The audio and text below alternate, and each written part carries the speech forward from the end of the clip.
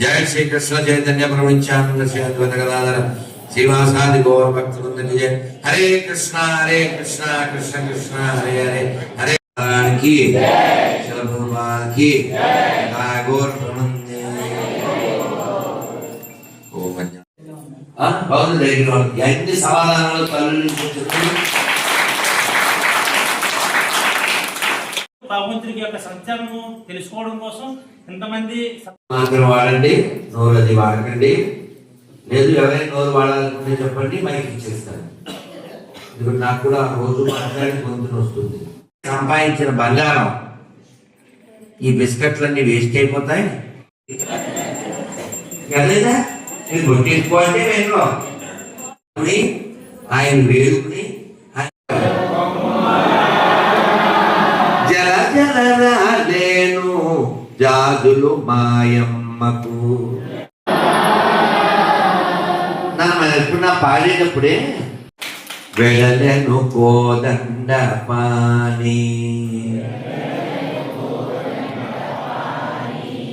అనుజ లక్ష్మణుని గూడి వెడలను కోదండ పాని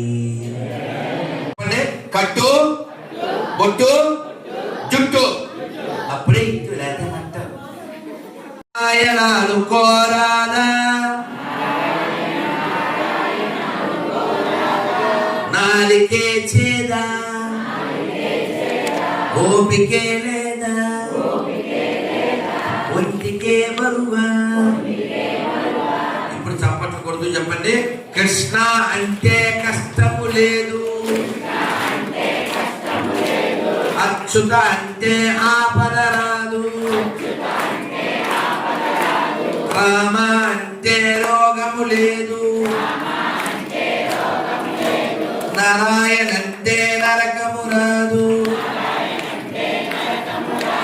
గోవింద్ అంటే గొడవే లేదు, గోవింద్ అంటే గొడవే లేదు.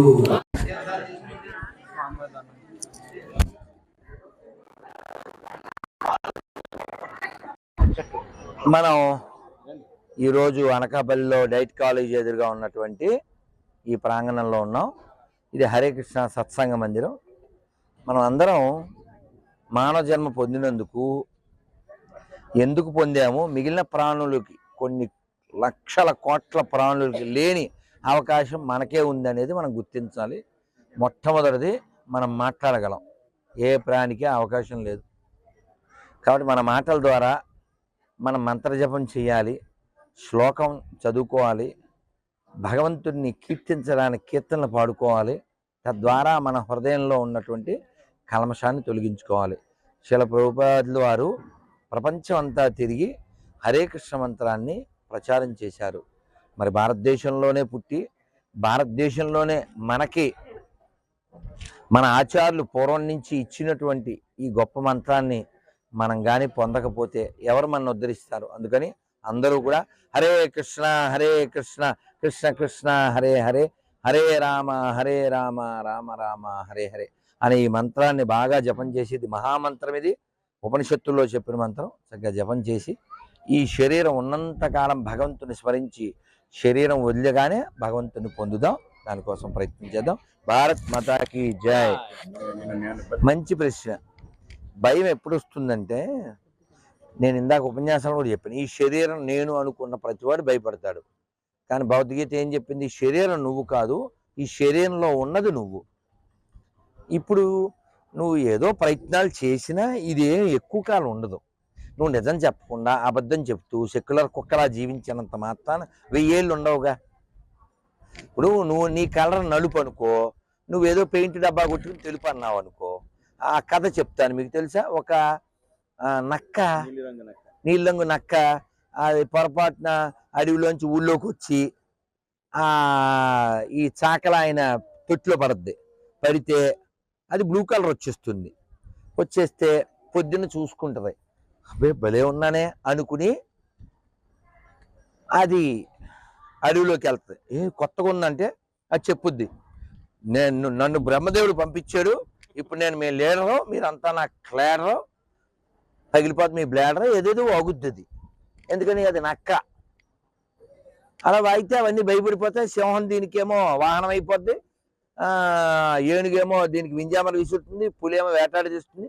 రోజులు గడుస్తుంది. ఇది రాగానే కొత్త రాజు గారు మిగిలిన నక్కలన్నింటినీ దూరం పంపించేద్ది. ఎందుకంటే దీని పార్టీ కాబట్టి.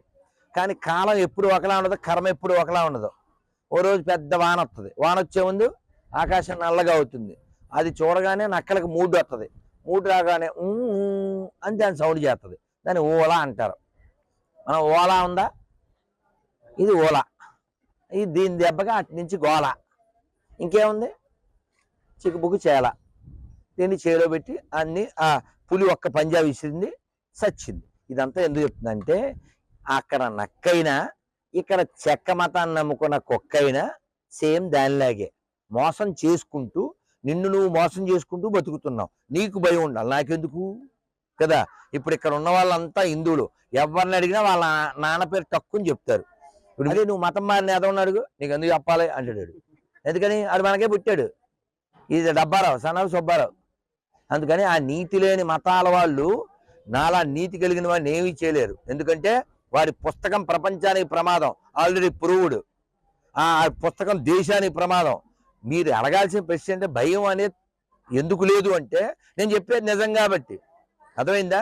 ఇంకో విషయం చెప్తున్నా, నువ్వు నిజం చెప్పకుండా అబద్ధం చెప్పి లైఫ్ లాంగ్ బతుకుతావా? నువ్వు 1000 ఏళ్ళు ఉంటావా? నిజమే చెప్తాం, ఎన్నాళ్ళు ఉంటే అన్నాళ్ళే ఉంటాం. అర్థమైందా? కాబట్టి నిజం అనేది చెప్పడం తెలియని నీతి లేని ఆ జాతి నశించిపోవాలి, ఈ భారత జాతి వెలిగిపోవాలి. కాబట్టి నిజం చెప్తాను. ఈ దేశంలో ఉన్న ప్రతివాడు హిందూకే పుట్టాడు. వాడు ముస్లిం అని చెప్పుకున్నా సరే, వాడు క్రిస్టియన్ అని చెప్పుకున్నా సరే, వాడు హిందువులకే పుట్టాడు. వాడి మూలం ఇదే.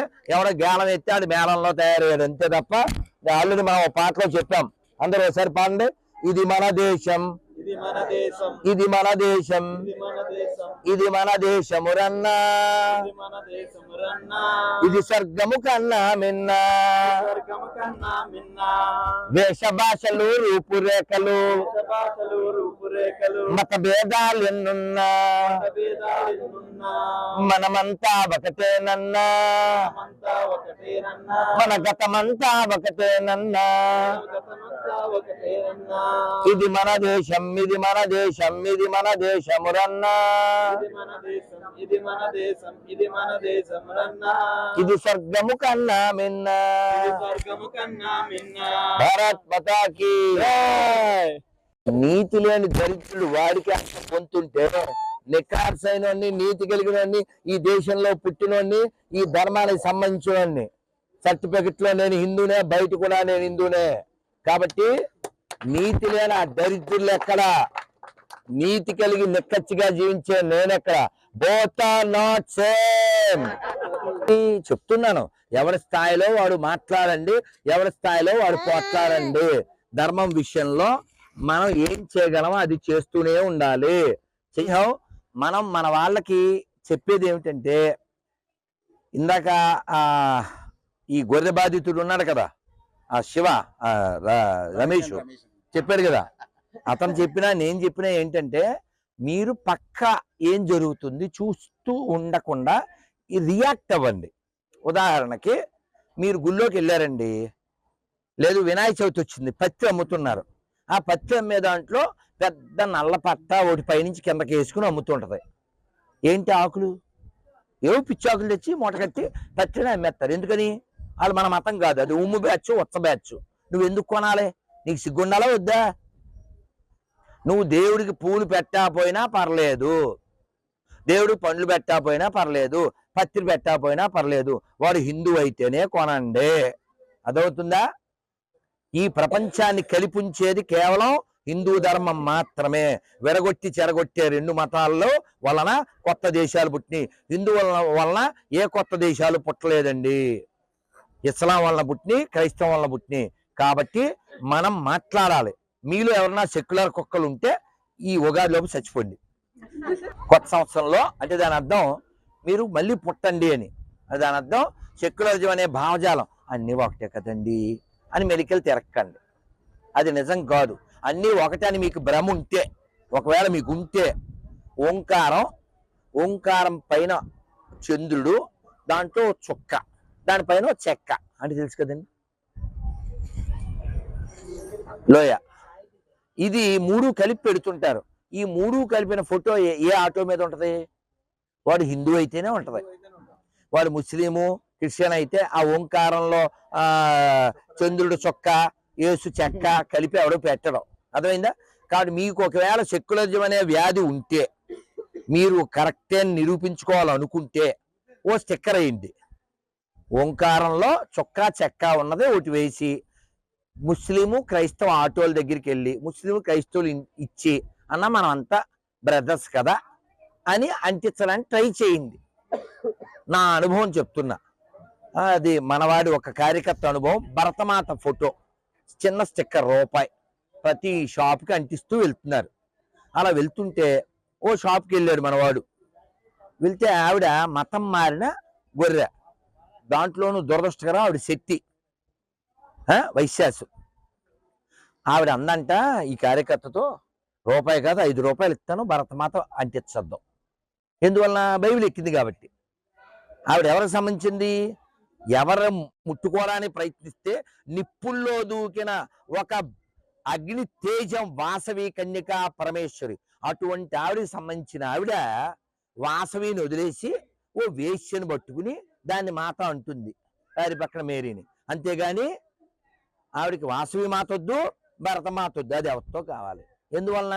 వాసవి మాత గురించి ఎప్పుడైనా చెప్పారా ఆవిడికి? వాళ్ళు బాల్యంలో ఉన్నప్పుడు రాణి రుద్రమదేవి గురించి చెప్పారా? అందుకని ఎవరైనా మతం మారుతున్నారంటే తప్పు ఎవరిది? వాళ్ళది కాదు, మీది.